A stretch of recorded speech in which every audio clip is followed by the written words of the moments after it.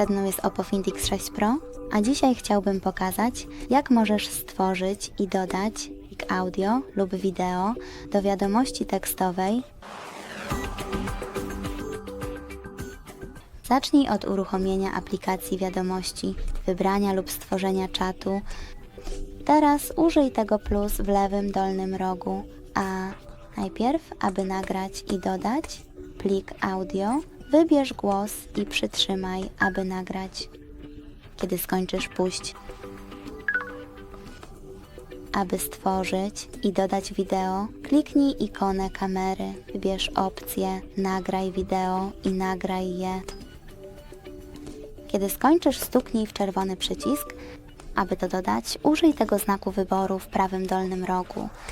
Bardzo dziękuję za oglądanie. Jeśli podobał Ci się ten film, zostaw lajka, skomentuj i zasubskrybuj. Cześć!